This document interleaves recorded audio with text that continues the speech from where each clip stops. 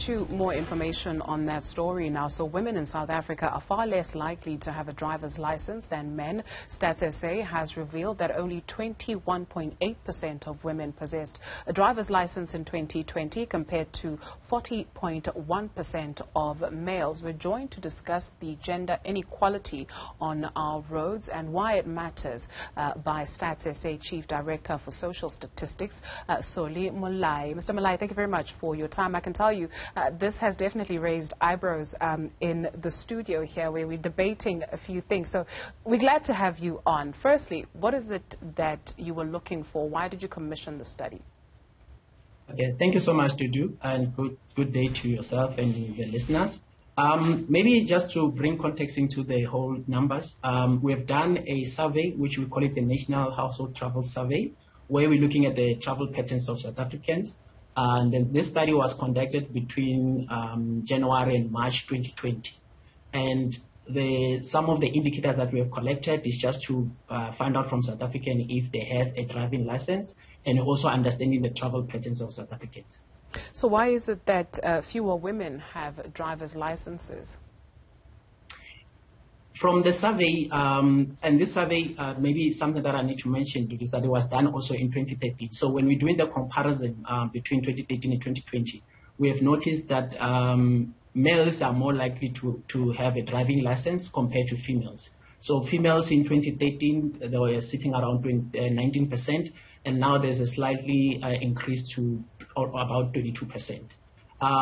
If you look at it in terms of the numbers and you compare it with the driving license that were issued by RTMC, I think RTMC in that particular period, they were talking about around 13 million driving licenses that were issued, and I think our survey is talking about 12 million. But then the other thing that you need to take into account is that the driving license is also including your motorcycle. So if you are a biker, and you're also driving, you will be having your driving license as a biker and then also as a driver. But then what we also picked up is that most people who are bikers, they are more likely to also having a driving license for vehicle. So in the data itself is showing that there's still some differences between male and female. And the other thing I think that I also want to highlight, Dudu, is that this doesn't necessarily mean that the males are owning more cars compared to females. It's just indicating that they do have a driving license when comparing them with the females. I'm curious in terms of some of the reasons. I'm not sure whether you do ask this as to why it is that women are not getting their driver's licenses, and of what significance is that, especially when we think of access, safe access to getting to work, for instance. Yes. For this particular study, we didn't ask the reason why they didn't obtain the driving license. But then what we have found is that when you look at the travel patterns, generally for when you compare it with female and males, we've noticed that males they tend to utilize a car as a driver compared to females, and then females are more likely to be a car passenger. But then when you look at it by race, you find your black Africans, they are more likely to actually use the taxi as their main mode of traveling to their destinations. Actually, we also know that people can buy licenses in South Africa. I'm not suggesting anything. Eh? I just want to know whether we asked that the licenses were valid or not.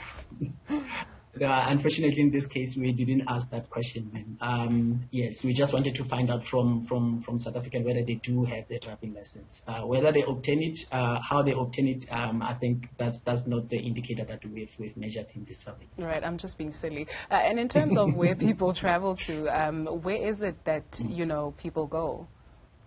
Yes, so in terms of traveling patterns, there's the biggest trips that South Africans are taking is either going to an educational institution or to work. But then generally, if you look at the day trip, which means moving from your home to your destination, they are more likely to travel to visit friends and their colleagues. They also, the second reasons why they are traveling, they are also more likely to go to funerals, also for shopping. But then as you go through the list of the reasons why they're traveling and you compare it with female and males, you find for females, they are more likely to go, they indicated they are more likely to go to a religious institution compared to males. So I'm not saying that females are attending more churches compared to males, but these are some of the reasons that we picked up. Sure. But then one of the reasons also that we also picked up from the survey is that looking for a work, it's far down for females compared to males. And when we asked the reasons why South Africans didn't undertook a day trip, one of the reasons that came significantly so for females is caring for children and the ones who are sick at home. That's one of the reasons why they couldn't even undertook that particular trip. Whereas for males, that particular reasons was far down the list. So it shows you the differences in terms of how South Africans are traveling when you compare to male and female, and also the reasons why they're traveling. And maybe just to add again, for males, one of the reasons why we picked up the sporting events, it's a little bit higher in that list compared to males. Compared to females. So it also shows, if you compare, looking at the top 3 sports activities that we have in rugby, soccer, and cricket, most of, in terms of gender, you'll see that it's more males. And then I think the survey is also confirming that males are more likely to undertake a trip for sporting activities. Interesting. Thank you very much for your time this afternoon. Solly Mulai is the Chief Director responsible for social statistics at Statistics South Africa.